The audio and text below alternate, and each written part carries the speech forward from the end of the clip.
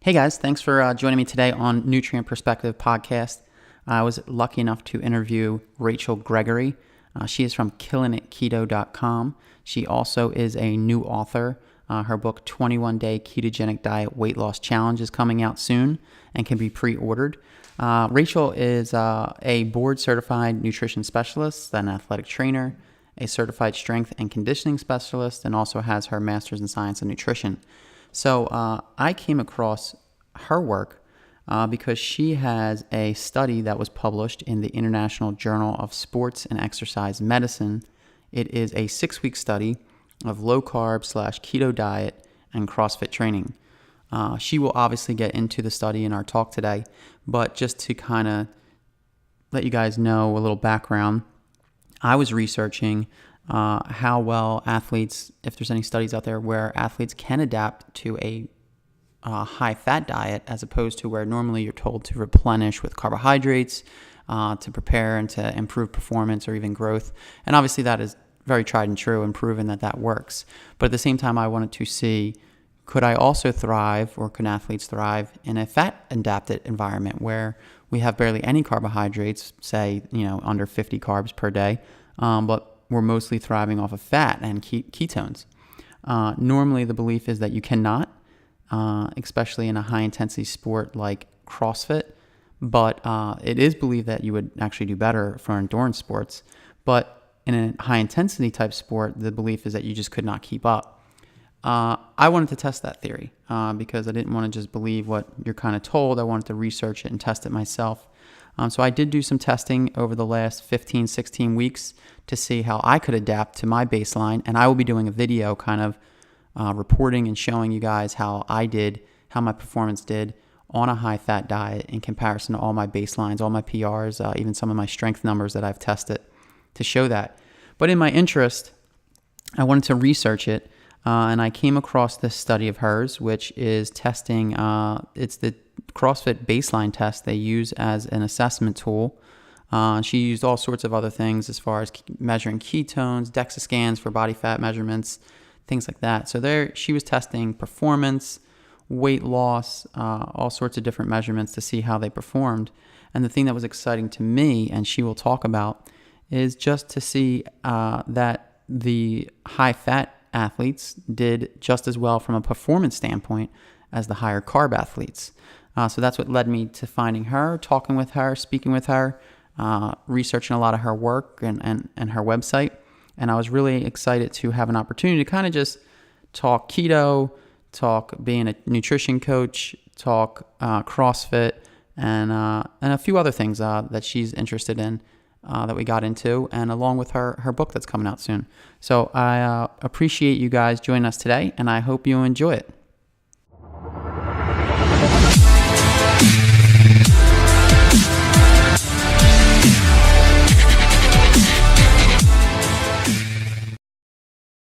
Rachel, I guess I just wanted to get into, first of all, say thanks for your time. I really appreciate this.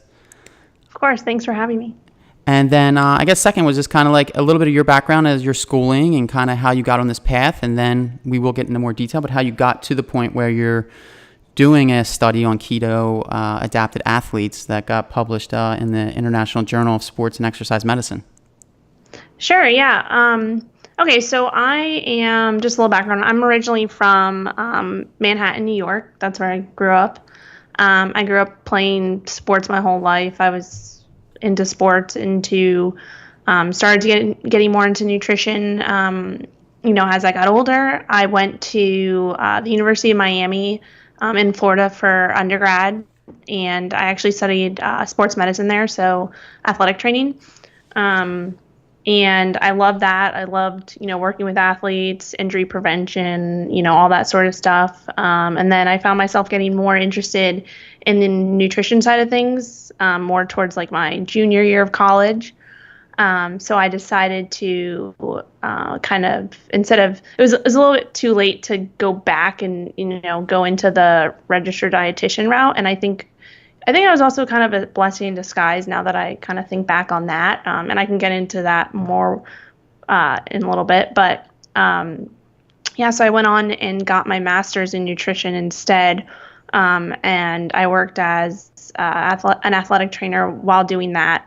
So it was kind of like a graduate assistant position at James Madison University in Virginia. So I did that, and that's actually where the whole keto thing kind of started with me. As I was, going through my master's degree. It was a 2-year program.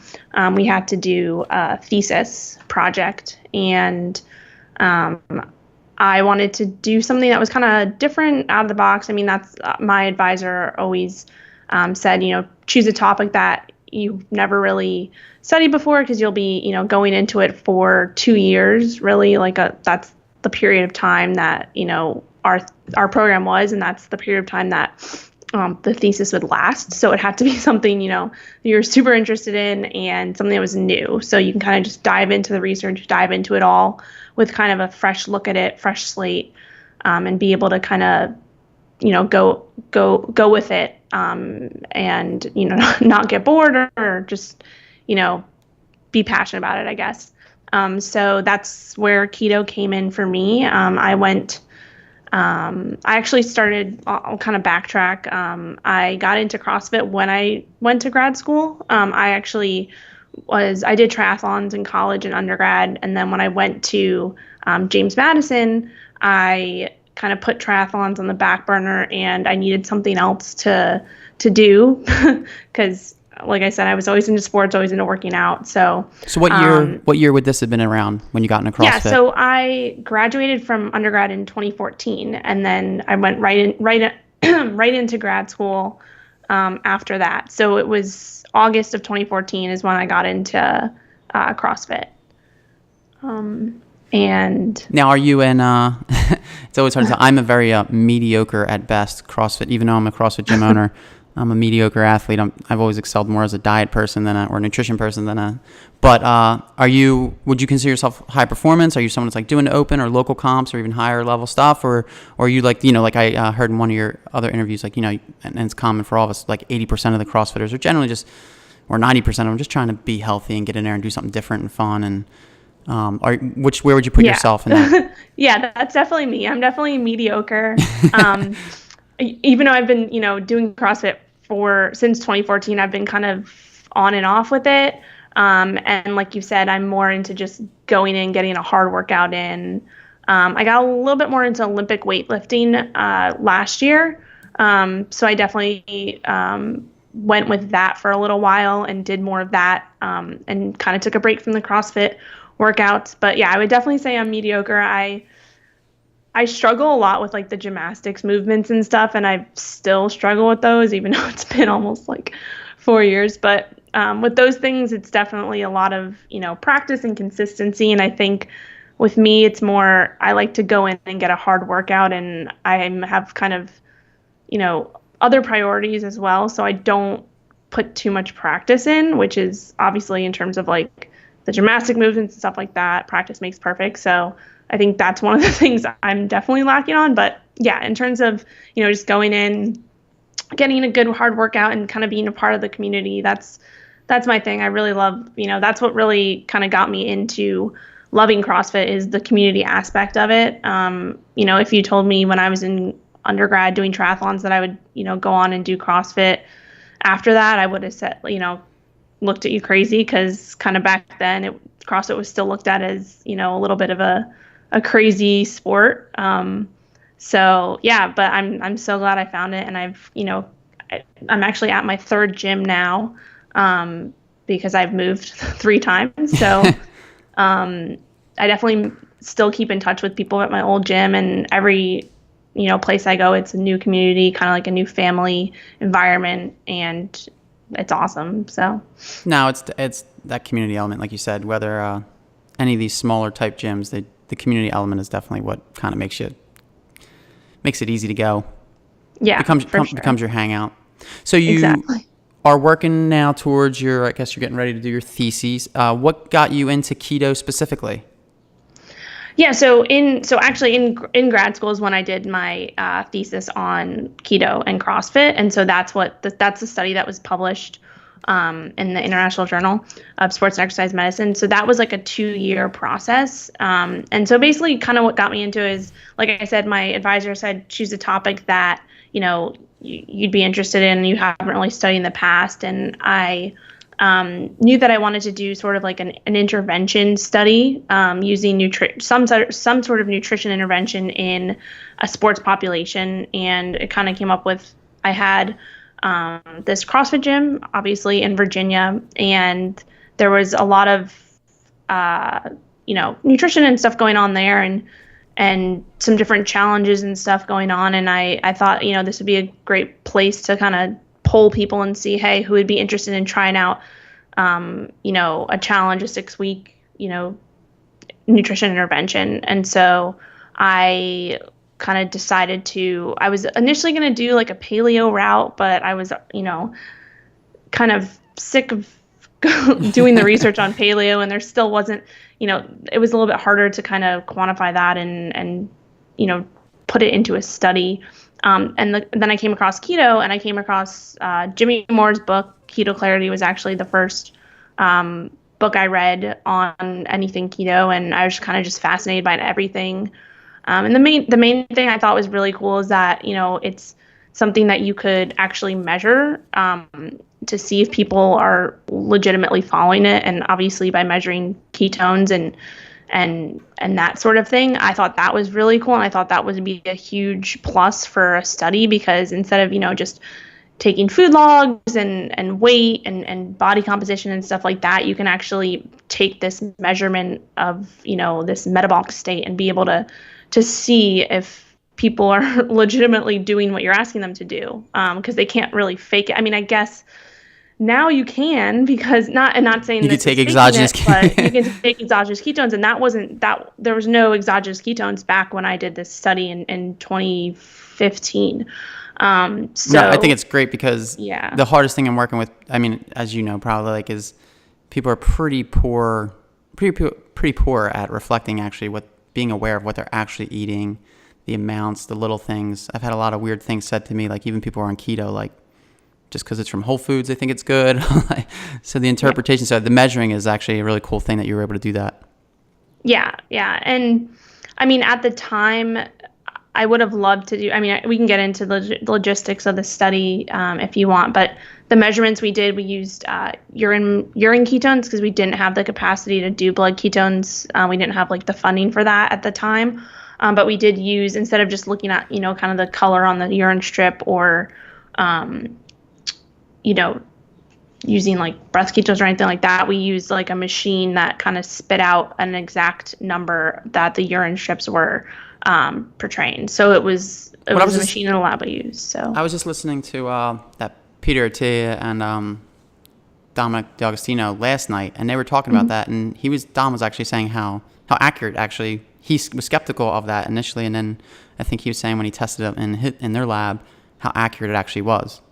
Yeah, it's super interesting. And I mean, I still think there is still a lot of research that needs to go into that as well with moving forward. So obviously my study was 6 weeks.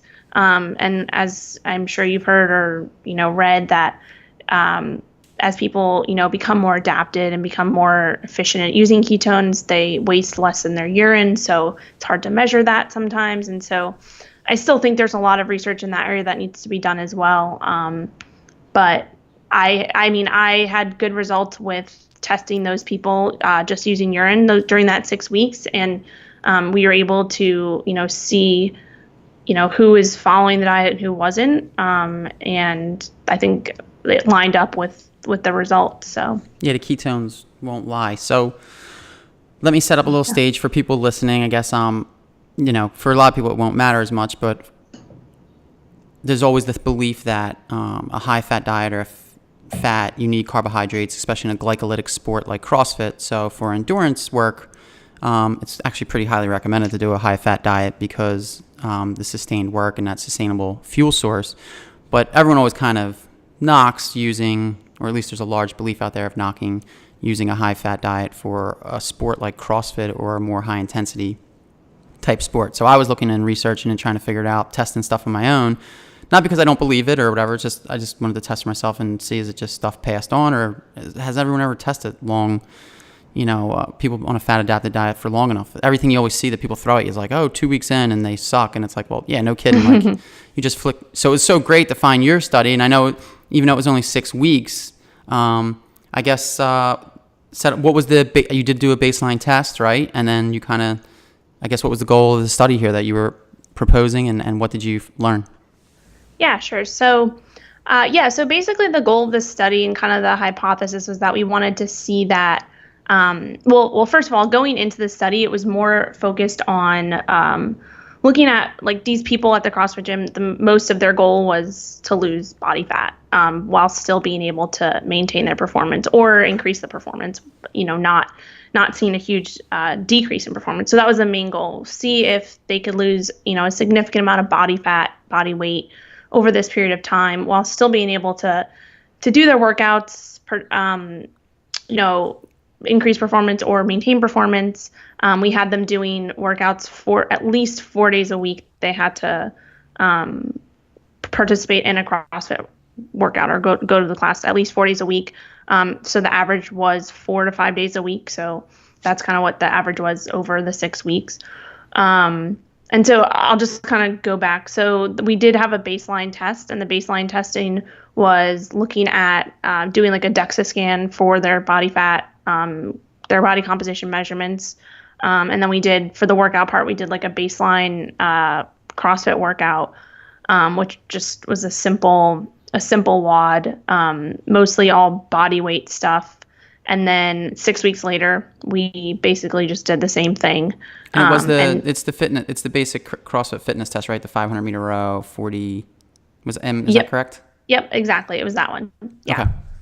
So we did that in the pre-study. And then throughout the study, and kind of just to get into it, we had about 30 participants, and we just, randomly divided them into 2 groups using, our computer system randomization. And then, so half the group followed their regular diet, so they didn't change what they were doing just throughout the 6 weeks. We told them to just keep doing what you're doing as long as it's not a low carb keto diet. And the way that we monitored that was through the ketones. So we tested everybody's ketones throughout the study, making sure that the control group was never in ketosis and the keto group was the whole time. So that's kind of how we made sure that wasn't a problem. And so 15 of them did, the normal diet, just whatever they were doing.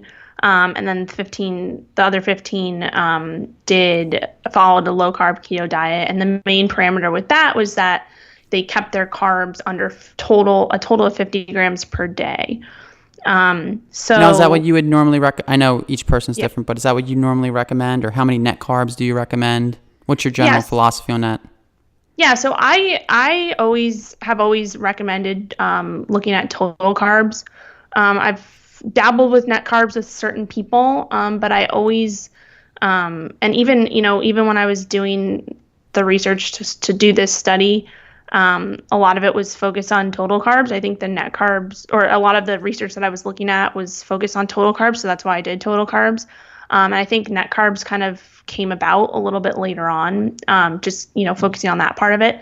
But in general, I think that looking at, there's a gray area with all net carbs, because as you can get counting net carbs from, a vegetable or an avocado is a lot different than counting net carbs from, like a Quest bar or something else that's processed.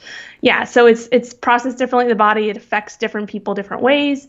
Some people can get away with counting them, some people, can get away with counting a Quest bar net carbs, and others can't at all. So it really just take that's kind of, the idea is take the gray area out and count total carbs, and start off there. So yeah, I would say, I recommend starting with a total of 50 grams, below 50 grams.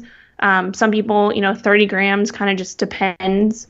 And then, adjusting as you go. Cause as we know, everybody's different. Everybody has, a different tolerance to carbs, different, insulin sensitivity and stuff like that. So, I would say 50 grams and under is like where I would start someone off. And that's obviously what we did with this study. So, and you were able to, through the food journals and through the testing, feel pretty comfortable, I guess, that they were adhering to that generally. Yeah, and the other thing was I really wanted to make this as a real life situation as possible, obviously while still controlling as much as possible. So we had them fill out food journals every 2 weeks for the 6-week period. It was like for 3 days they would, track as well as, as strict as possible. But I didn't have them track strictly for the entire 6 weeks. Some of them did, and others didn't. And I think that was kind of just a testament to, yes, tracking is very important for certain people and for certain goals and stuff like that. But it's also not, the whole picture. There's some people who, absolutely hate tracking. And as long as you kind of give them the foods that they can eat, and should focus on, and kind of give them an outline of what they should focus on, that's enough. So that's what I did, and just kind of educated them on that. And then, so that helped, and that, that's kind of what I based it off of. So yeah. So what were, I guess, obviously I read through it and everything like that, but what were the results? What did you expect? What did you find surprising? What was your takeaway from the study? Yeah. So, I kind of went into the study, just not really knowing what to expect at all. And I think that's obviously the best way to go into any study.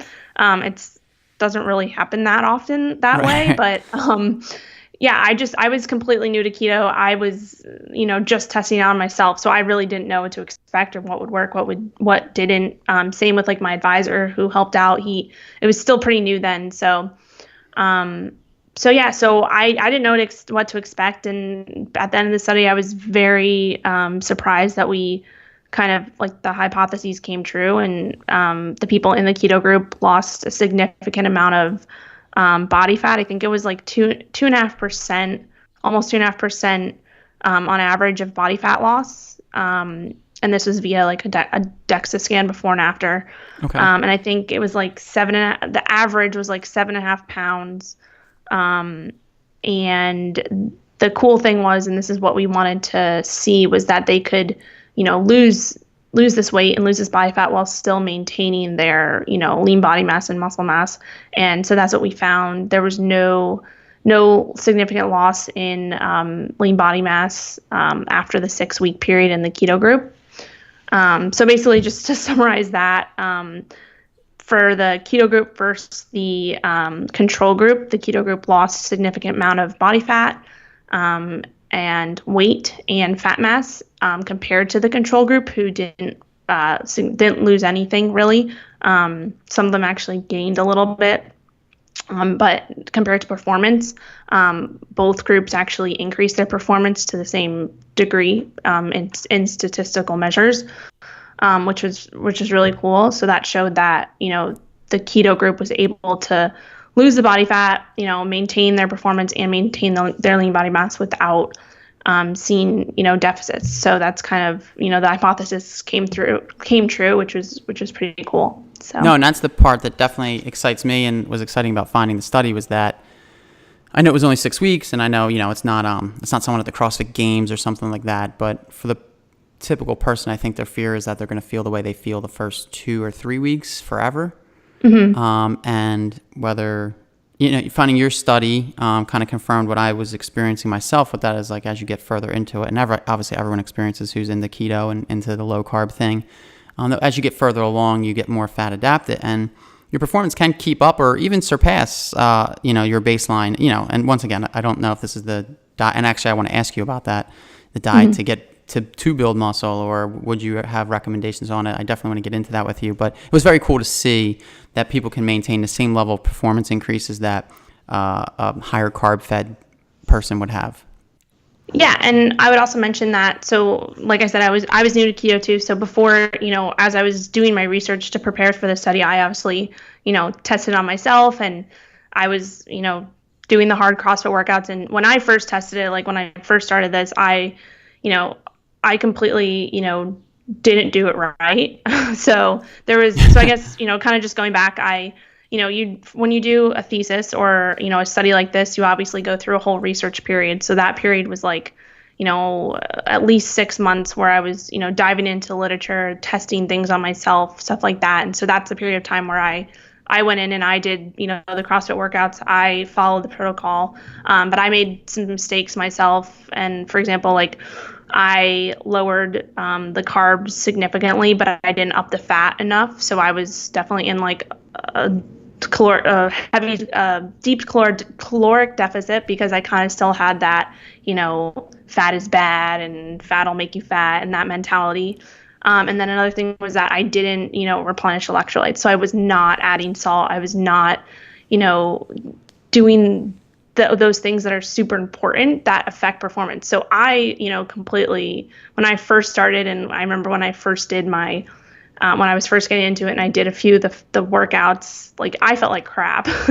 And then I started to add things in, like I added more salt, I added, I did more research into it and I kind of fixed those mistakes. So when I did go into the study, when I was, teaching people about it, the people who are in the keto group and telling them, all right, this is what you should do to help mitigate those keto flu symptoms. And so I think electrolytes was a huge part of it. And then also getting, enough calories and enough fat in the beginning.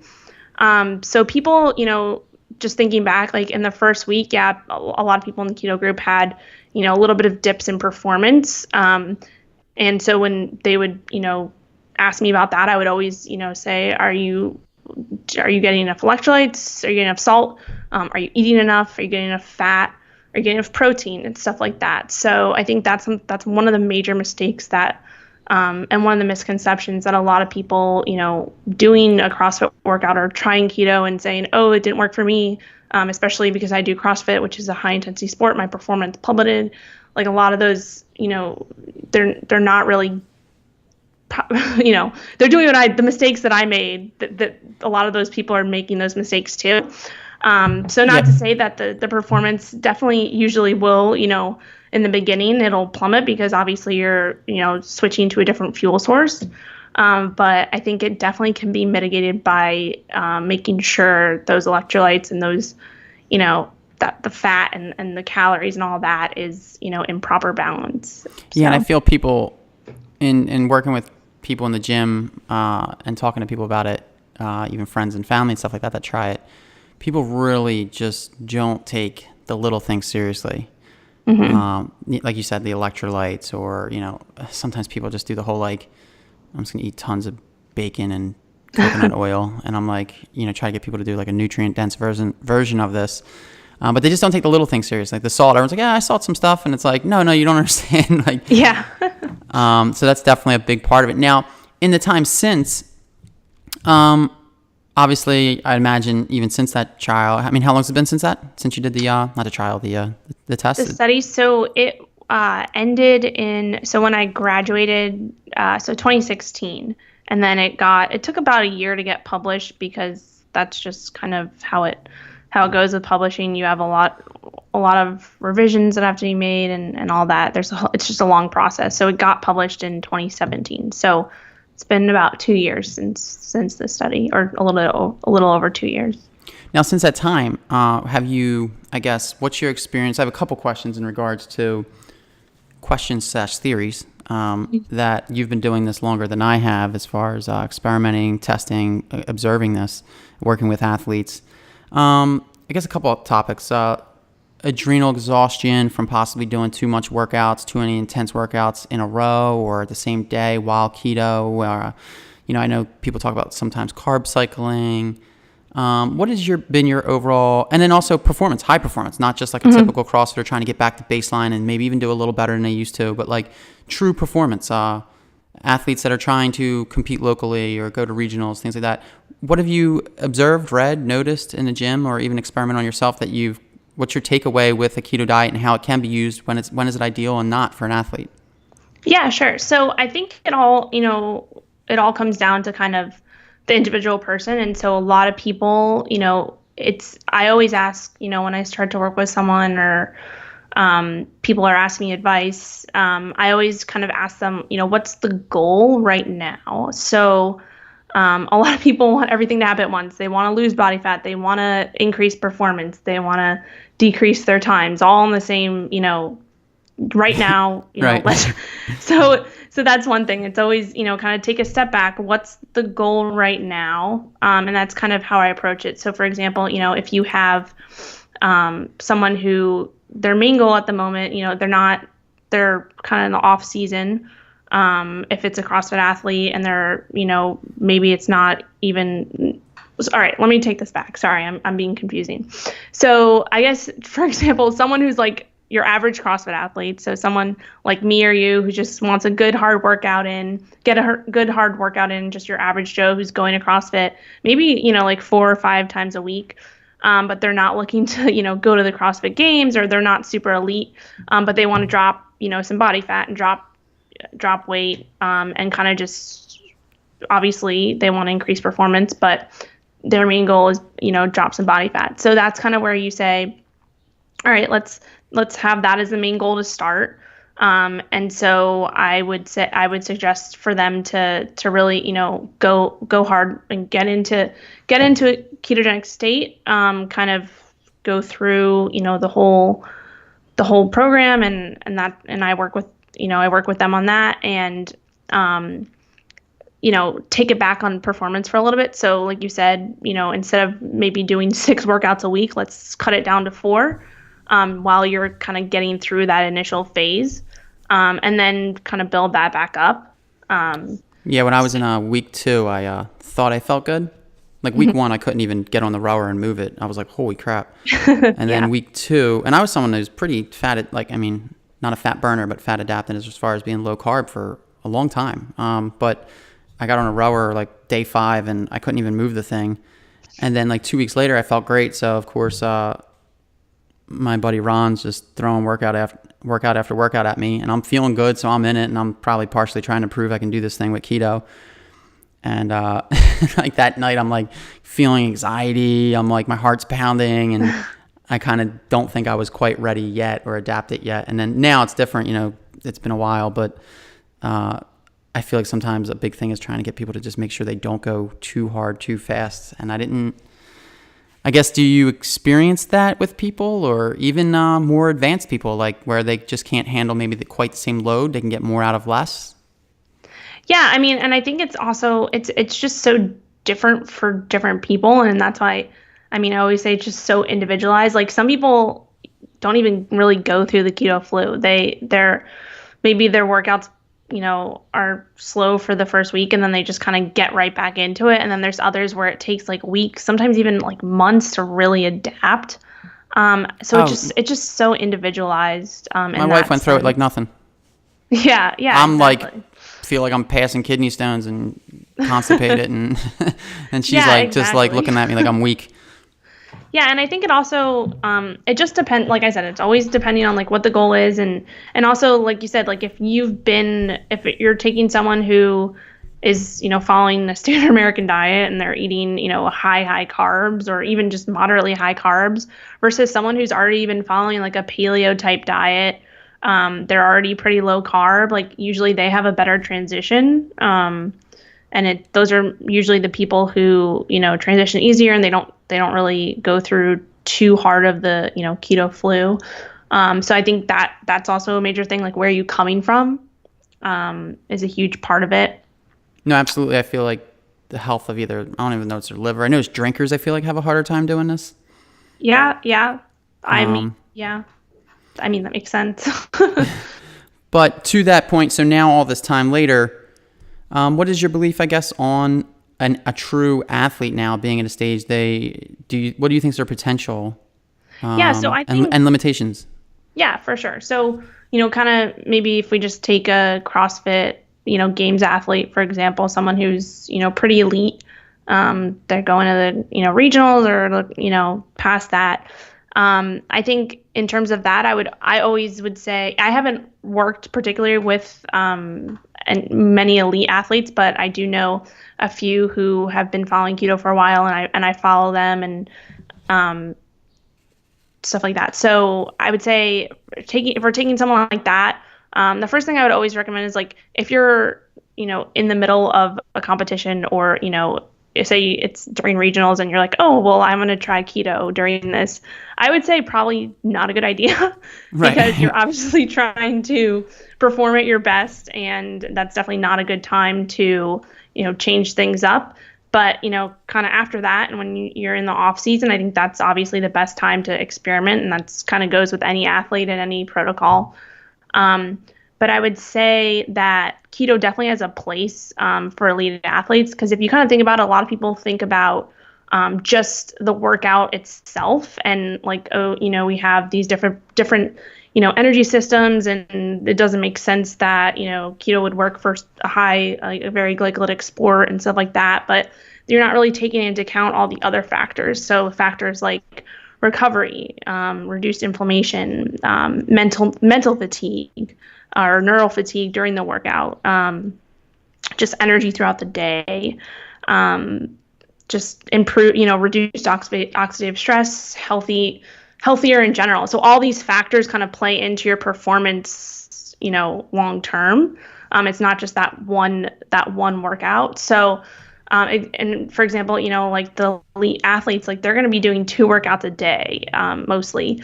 So you got to think about the recovery aspect, like keto and, being low carb. Definitely, we've seen that it can reduce inflammation significantly. There's a lot of anecdotal evidence on that, a lot of more evidence coming out. Just like from a recovery standpoint and a reduced inflammation standpoint. Obviously, if you're going to recover better, your next workout's going to be better than if you were obviously recovering not so good. Now, what is it that aids in the recovery? Is it there's less lactic acid production in it? Is there increased clearance of lactic acid during the work? Like, what is it that I guess is the belief or the theory? Like, why would recovery be better on keto in theory versus say typically being all carb loaded? It's a combination of different things. I think one of the main things is also like the fuel that you're using to recover. So if you're using a lot of your glycogen stores and glucose to recover, then you're, not going to have, and you're relying on that, then that next workout, you're obviously not going to have as much there, versus if you were kind of recovering using more fat and you're able to tap into those fat stores and tap into those ketones, where someone, who is following a high carb diet would never really be able, or a moderate carb diet would never really be able to do that. So it just kind of goes into the metabolic flexibility portion of, becoming keto adapted and becoming metabolically flexible and efficient and being able to tap into those different fuel sources. I think that's a huge part of it. And just, like the reduced oxidative stress. And then also, we do know that ketones are very neuroprotective and can aid in, cognitive enhancement and all that stuff. So as you know, and as most athletes know, it's not all about the physical. There's a lot of mental behind getting through a CrossFit workout or a workout in general. So if you can kind of reduce that mental fatigue and enhance that, enhance the cognitive aspects of that, that also, targets that as well. I must say I'm way more consistent, and my work output, I feel like, without all that, like I said, I didn't have a lot of sugar before, but being ketogenic and living off ketones, I feel like it's a lot different. It is definitely a noticeable change. Yeah. So I think, exactly. And I think it's just, energy throughout the day, and you're not having those, blood sugar spikes and drops and all of that stuff. If you're having steady energy throughout the day, then you're going to have more energy to, get through your workouts better and stuff like that. So I think it's just kind of looking at, just like I think all aspects of health and nutrition and fitness, is that if you're just looking at one single thing, like you're not going to get the whole picture from it. You need to look at the whole picture and the whole person and everything that's involved in this. So I think that's something that a lot of people miss, and then also get too caught up on, maybe they did one workout and that one workout sucked. But what about all the other workouts? What about your recovery? What about your energy levels? What about your sleep? All that stuff matters. So I think that's something that we need to, have a bigger focus on. What about you? are you keto 24/7 all year round? Do you cycle? Do you do like a seasonal thing, or like, I guess, what's your approach? And now that if you've been doing it for a while, I know a couple years have passed. So if you've been keto pretty often in your life since then, what have you noticed? I've done, like, I've flat out, like, I'm pretty much keto, or at least low carb, the whole time. I don't really cheat or anything like that. And if I did, cheat, it would probably be with like a keto friendly dessert or something like that had a little bit more carbs in it. But I also do a lot of experimenting on myself too. So I have, experimented with like a targeted approach, and I think that does have a place, and especially with, elite athletes and other athletes who are more insulin sensitive and can process carbs a little bit better. I think that's also another, just kind of going back to one of your previous questions, like with elite athletes, I think that a lot of them could probably benefit from like a targeted approach. So, having a little bit of carbs pre-workout, maybe pairing it with like a little bit of fat. So I think, just for example, I don't know, like half a banana with some nut butter or something you're getting a little bit of carbs, like 15 grams. Half a banana is about 15 grams. And then, 23 grams of carbs, fat from the nut butter. That's kind of a go-to pre-workout for some people who are doing like the targeted approach. Or, you have those who focus more on some other supplements and stuff like that. But like I said, it's all individualized. And I think that testing out different things is really, you have to do that for yourself, and everybody's different. But for me, I do a lot of different experimenting. So for example, just like a few months ago, I started doing like a carnivore keto approach just to experiment with that. And I so actually that's, how much is that meat? Is it like 90% of your calories are from meat? What is that exactly again?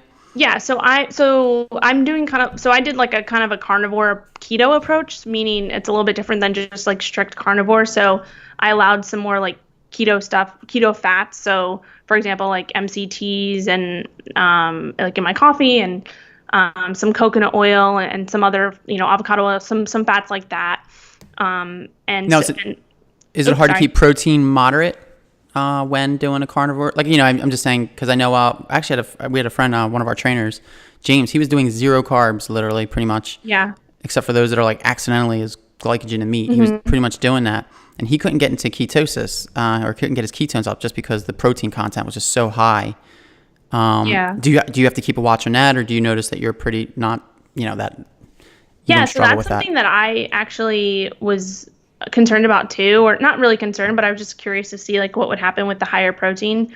I've always been pretty, I've never really gone super low protein, just because I never thought that was necessary for me. And I always had, like if I did test my ketones, or, which I don't test my ketones every single day. I'm not one of those people, but I do, do it sometimes, and just, for fun. But I can kind of tell now, like when I'm, in ketosis, or when I'm just feeling good and stuff like that. Like obviously, you can kind of tell with your body.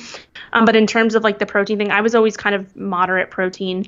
And I was a little bit concerned about that going carnivore, just because it was a little bit higher protein, but I didn't notice any, I guess when I did test, like my ketones went down a little bit, but I still felt fine. And I felt actually, like throughout the experiment, and I'm still doing it pretty much now. I'm still kind of in a carnivore keto approach. I do have some veggies now and then, just like mostly avocados and like zucchini and stuff like that. But yeah, just back to the question, the protein, I didn't really have an issue with that. I know some people who are more, and like I said, it's so individualized. Like some people are more sensitive than others. So I think it just depends on that threshold, and that's something that it's all about, experimenting for yourself and seeing what works for you. And even if you're not, even if you are following like a higher protein approach, like even if you're not producing tons of ketones, I think that it also depends on like how you feel, how your workouts are. Like it's not always about that ketone number. I think that's another thing that people need to realize.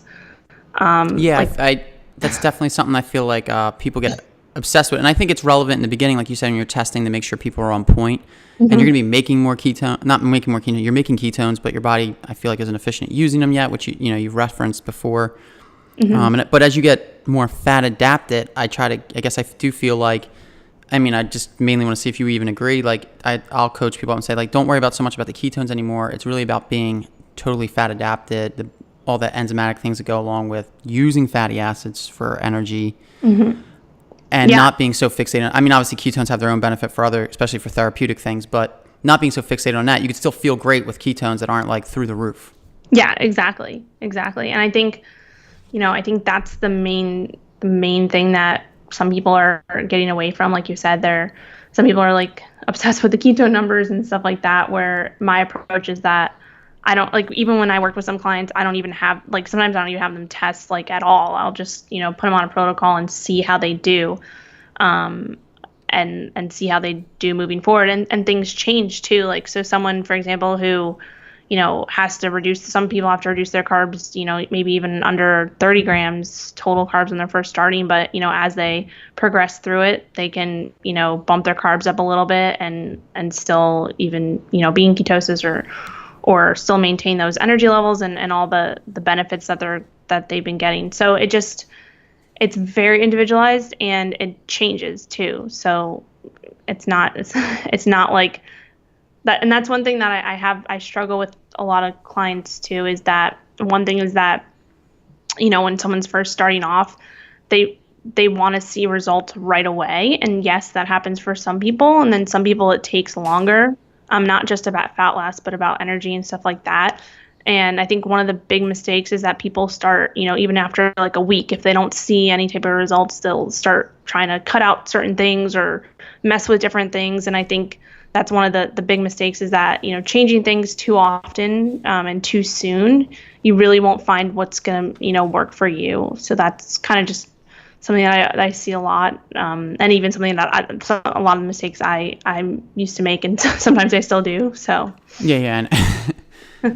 Well, what is while we're, I guess, to finish up maybe like the CrossFit / training keto aspect of it, and since you're an athlete, what does your day look like? I guess what is your, or even like a high level week as far as training? What's a typical day look like as far as your eating? Do you do any not intermittent fasting, but maybe like squeezing it into a certain window? Do you do any of that type of stuff? Like what's your day look like? Yeah, sure. So right now I work from home and I kind of make my own schedule, which is kind of nice. I work out around noonish most days. Sometimes I'll push it to 3. It kind of just depends on the day.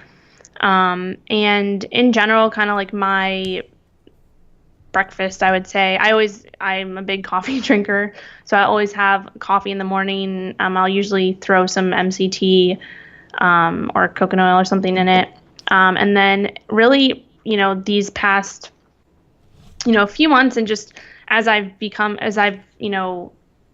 kind of began to listen to my body more, I will either intermittent fast, meaning I'll just have like a coffee with a very small amount of MCT in it or none at all, some days, and I'll feel great. And then there's some days where I'll, wake up and, half an hour later, even after I've had my coffee, I'm pretty hungry. And so I'll have some eggs or some avocado or something like that. So that's one thing that I've been trying to focus a little bit more on for myself, is really listening to my body and not saying, because I did go through like a period where I would try to intermittent fast as much as I could for, like I would, push off my first meal until 2:00 and only have coffee with some, fat or some collagen or something in it. But nowadays I'm kind of trying to listen to my body a little bit more. And like some days I'll intermittent fast, some days I'll eat breakfast, lunch, and dinner. And also depends too on the training. So right now my training is, I'm doing like a strength cycle for myself. So I'm focusing a lot more on strength right now.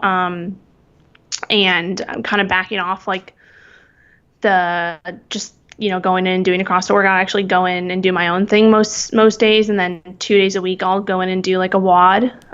Okay. So the days that I do, like I'm doing the hatch squat cycle right now, which is 2 days a week squat. So those days, if I'm doing like a heavy squat day, I'll usually eat before or like an hour before, just because I know that I have a little bit more energy in that sense. But if it's like a day where I'm just really not hungry and I feel great and I have energy, then I'm not going to force myself to eat. It kind of just, I think that's also what I try to also explain to my clients is that, there is, like we said, there's no one size fits all. And the idea is that down the line, you really want to try to listen to your body and become in tune with it and, really listen. The idea of, a long-term keto lifestyle is, healing your body, healing your hormones, healing everything, and being able to listen to those hunger hormones and listen, be intuitive with your body and being able to know, okay, I'm legitimately hungry right now, so I should probably eat, rather than, following a strict, for example, intermittent fasting protocol where you have like 2 hours left of your fast and you're legitimately hungry and you're really not feeling it, like just eat, So there's different protocols. So I guess long story short in terms of that is that, some days I intermittent fast, some days I eat breakfast. Kind of just depends. No, and I love that because some people, even myself, like you try to force into what you think is ideal. And I think your body, if things are pretty healthy, then your body's sending you signals. And if you trained hard, then maybe you do wake up hungry, or if, and I think that's great that you're actually doing that or telling people that, because I think too often people just try to follow what others are doing, and that's why they can't get results. It doesn't align with their lifestyle, their tastes, their interests, or what they're even capable of doing, their purpose, their meaning, all that stuff. So, and what's I guess dinner? Do you have a thing about last time you eat at night, or any of those type of things that you try to adhere to? Yeah, so I've always kind of struggled with, like, my entire life. I've always struggled with, nighttime eating and boredom eating, especially at night. So I do try, and I have tried to, limit my time window or stop eating at a certain time. And it's definitely, keto has definitely helped with that. But there is some days where, I won't, like, I'll eat a little bit later, and I kind of don't, right now I'm kind of not really focused on that because I am, doing more of a carnivore approach. So I actually have I have noticed that I have, less urges, or not cravings, but just urges to eat, at night when I'm bored. So yeah, I guess I didn't really answer the question, but some nights I'll kind of limit the window, and I'll try to close the kitchen down. And then other nights I, need like a little snack after dinner for sure. Just kind of depends. Yeah, I think it's always trying to, like, because actually, I mean, I run classes at the gym until late, so there's a lot of days I don't even get home till 9:30. So my whole, like, window of my day is just shifted differently, I guess, than a lot of people when they normally get home. So I often go to bed with a full stomach. Okay. So one of the things I really want to get into, and actually the other big reason that I really reached out to you, besides the CrossFit study and just being a fat adapted athlete, was women's health. So we have I have a CrossFit gym, obviously, and then we also have a women's gym, 4 of them, and obviously they aren't doing CrossFit, but they're definitely doing high intensity functional fitness for sure. Their workouts may even be harder than ours.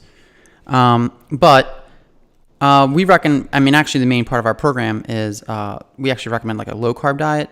And I guess I wanted to get it's not keto, because definitely, I'm sure as you have experience working with keto, takes a lot with people. It's a little more, they definitely can mess it up easier. So even though it has these amazing benefits, I feel personally like 50% of the people are just like, it just clicks for them, and it's like a change of life. Like they saw Jesus when they say it. And then like other people are just like, no, I can't do this. It's like ridiculous. Like there's no way I'm going to live like this. So I try to tell those people that can't do a keto, I feel like, hey, like, I don't know if you believe in it, but I guess like that Steve Finney's book kind of mentioned, like maybe like a no man's land. You can kind of get stuck there where you're not giving yourself enough carbs to feel good and fuel the brain, but you're not low enough to make ketones. So I try to recommend for people to have like a responsible amount of carbs or just be keto. Do you find a lot of people that you work with where some people work with, so you adapt the protocol, whether it's not all keto, or do you always, do you find where people are coming to you, they're looking for keto, so you're kind of the keto expert, so people are kind of coming to do that anyway? Yeah, so I think, and that also goes back to like where they're starting to.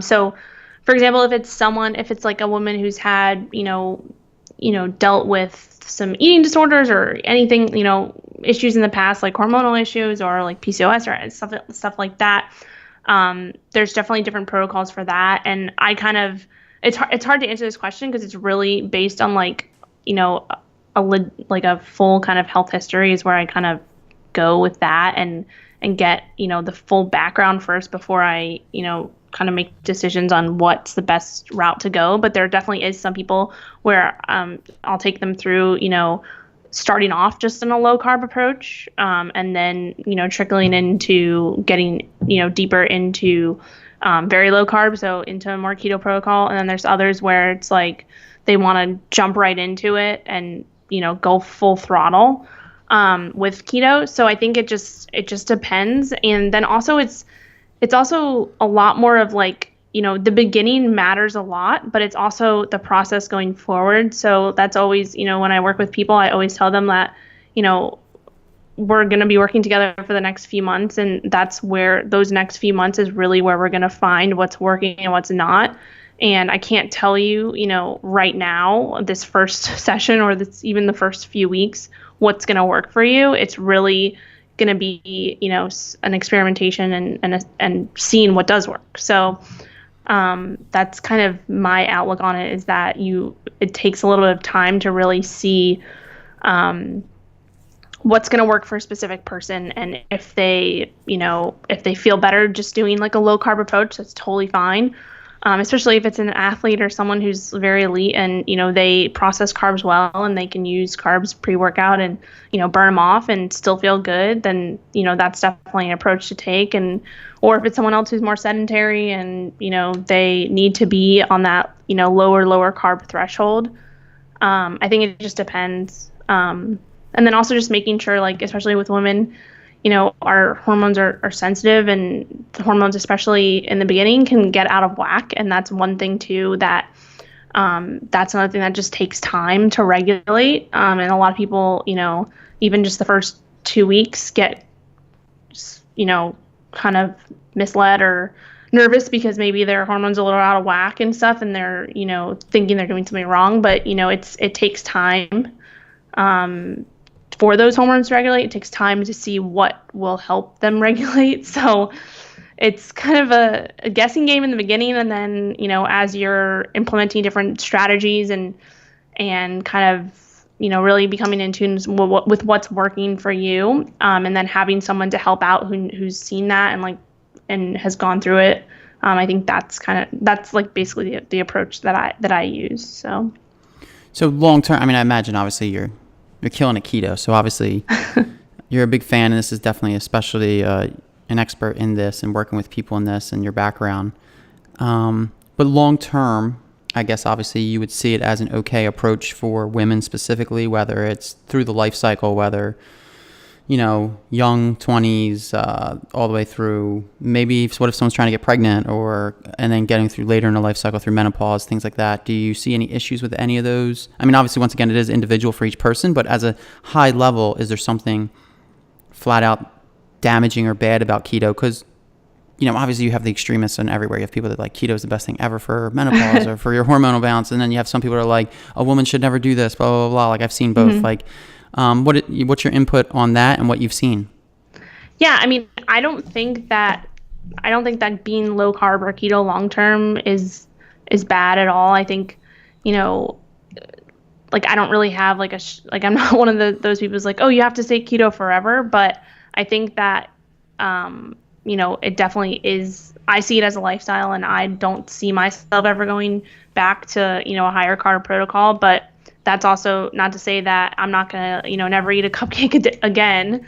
I think that it kind of goes back to like that metabolic flexibility part as well. Like the more you're adapted, the more your body, knows how to process things in that state. And the more you become, metabolically efficient, and basically your body learns how to use ketones and use fat for fuel. It kind of just, you go through these different stages, and like I feel like that's, it's different for everybody. And some people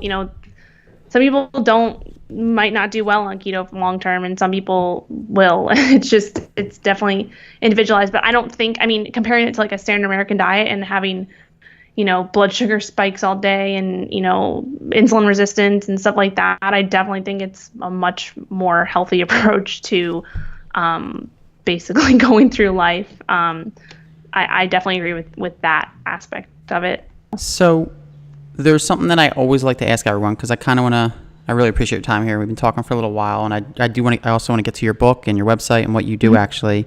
The thing that I guess I want to ask you two things. One, are you familiar with David Feldman's work? Cholesterol code, stuff like that. Did you have any response? I did respond like a lean mass hyper responder. Did you have any response cholesterol wise, or have you had any tests done? I know you're younger or whatever, so maybe you don't get blood work all the time or something like that, but have you seen your blood work and what response it's had to a keto diet? Yeah, so I've always had, pretty normal, I guess normal based on what society says is normal with the blood work. So when I started keto, I did do blood work, and I do it every so often. And yeah, my total cholesterol went up a little bit, but I had my other numbers, like my HDL and LDL, they were always pretty good, because like I said, also like before I went keto, I was pretty much, a paleo or lower carb for many years before that too. Not super low carb, but definitely like healthier.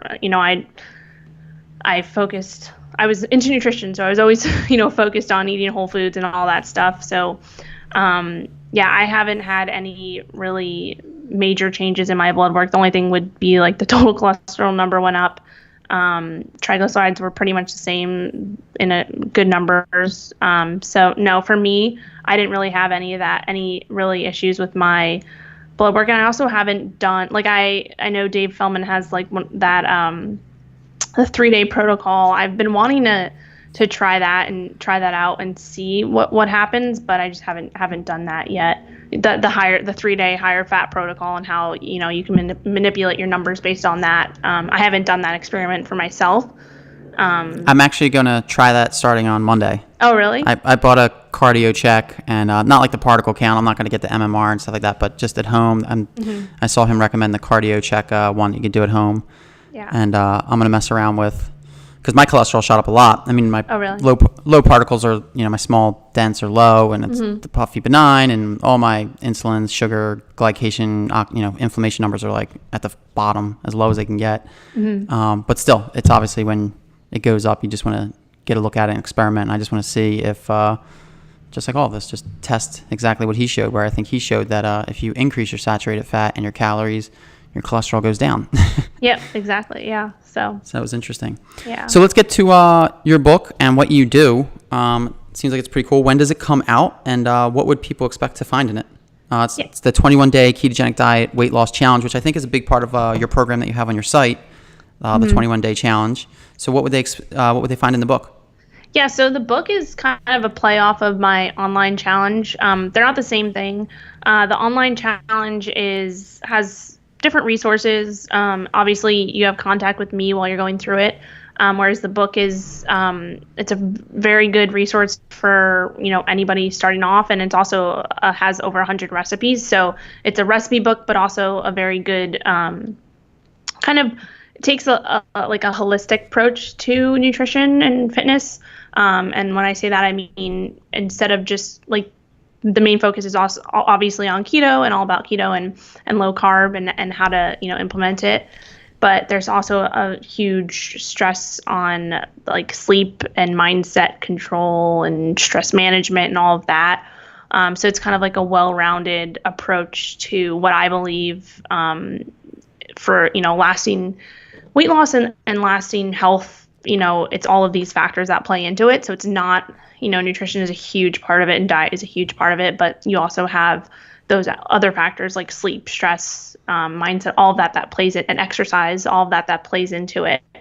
So that's where the book is, that's, kind of what they'll find in the book is recipes. And I have a lot of sample exercise programs and stuff like that. So yeah, that's no, and that the lifestyle stuff that you mentioned that's in there is huge. I know even in talking with Thomas Seyfried, who obviously does the metabolic theory of cancer, and they work with people, he was saying how they do yoga therapy and all these things because when we're in higher stress states, we are more insulin resistant, and blood glucose can go up and things like that. So obviously that's a big part of the inflammation and all the things that go along with this and all these interconnected parts. Yeah. Now, will the challenge? Well, no. Will it actually give you a 21-day thing? I know it's a pre-release right now, or pre-order right now. But will it give you like a 20-day thing that will walk you through? Yep. So it's a walk. So yeah, you'll get a 21-day challenge, and there's like a 21 days of meal plans and shopping lists and all of that in the book. And I created this kind of like wellness tracker thing each week throughout, so that's included as well. And kind of the basis is that, like, people, either if they take the approach of, going with the book or going with the online challenge, they're two different things, but they also complement each other. So the online challenge, for example, like I said, is working. You're in the challenge, and every day you're getting a different topic related to keto, because there's so much out there, so much information. So even in that one book, there's a lot of information in that book, but there's just so much other stuff that didn't fit into the book, or vice versa with the online challenge. So they definitely complement each other. And the idea is to kind of try one out, or try them together, or one or the other, and try one now, and then later on, if you have a different goal, try the other. So it's kind of just complementing each other. And then also, like, the recipes is a huge part of it. I tried to develop the recipes to be easy, but still obviously feel like you're not eating diet food or anything like that. And then also, all of them are under, all of the recipes, every serving is under like a total of 10 carbs. Total carbs, not net carbs. So that's another thing that I wanted to make sure I included. Oh, that's cool. Yeah. So now, in the book and in your challenge, it looked like, from when I was researching it, that you're actually kind of like educating people along the way as well. It seemed like. Yeah. So yeah, exactly. So the challenge for my online challenge is basically it's like a course, a keto course, basically. So every day is a new topic that's related to keto or related to health, and kind of just debunking and going through it and looking at the research and just going through that and teaching people about it. And then same in the book. It goes a little bit into that too. And then, like I said, the book is also focused heavily on the more holistic approach. So, like, also, goes into how to set goals and how to manage stress and different like tricks for that type of thing, and even like sleep management and tips and stuff like that about how to get the best sleep and all that type of stuff. So yeah, it's always I feel like the hardest part is, like, some people like just need to be told exactly what to do. So it's yeah. Working with people, like you said, it's so individualistic. Some people want the education, some people want that. So it's good that that's all included. Mm-hmm. So my last question for you is just something I like to ask people is, what are you researching right now? What are you reading? What has your interest? I know you mentioned the carnivore diet or carnivore keto style, and that could be a good answer if that's it, to be honest with you, and some self-experimentation with that. But is there anything else that like really has captured your attention right now that you're reading? I know you got to be so busy with the book and a lot of things you're doing, and I know you recently even moved, I think recently, within the year, right? Yeah, within the year, yeah. So is there anything that does have your attention that's like really kind of like you're researching and looking to get into or take it that direction? I would say, definitely the carnivore thing, because it's so popular right now. So I've been kind of diving into that and doing some stuff, experimenting with that, on myself, and just diving it. There's not too much research on it or literature. So that's definitely one of the main things right now. And then also just collaborating with other people in like the keto space. I work with some doctors out here in San Diego, and we're trying to kind of get things moving more. So working on some collaborations with them, and then also just with some other people, in this space, and putting out different programs that are related to keto and related to different specifics. So as you know, like and we talk about it, it's all individualized, and there's different people who have different goals, and keto isn't one size fits all, and there's different approaches to it. So like carnivore keto is one approach. There's just so many different ways you can go. So I've, kind of right now just looking at everything and trying to hone in on some other things, maybe, get started on another book soon. So we'll see. Yeah, I couldn't imagine that process. It's tough. Well, it seems like you're doing in researching your stuff and researching listening to some podcasts and things like that. It seems like you're doing some pretty cool things as far as like even the doctors you worked with and influencing. It sounded like influencing them a little bit, and as the work that they're doing with type 2 diabetes and all that stuff, and using keto for for interventions for that as well. So I would love to talk to you again in the future of another book, or even if you do any self-experimentation. I kind of love that type of stuff. So if you get any results on some things you ever try, I would love to hear back from you and stuff like that. But when I get this up, I will post it. I will post a link to the book and to your website and what you do. Awesome. And I really appreciate your time. I can't imagine how busy you are with everything. Yeah, no problem. I was glad to do it. It was awesome chatting with you. All right. Thank you so much, Rachel. All right. Talk to you soon. Good luck with everything. Thank you.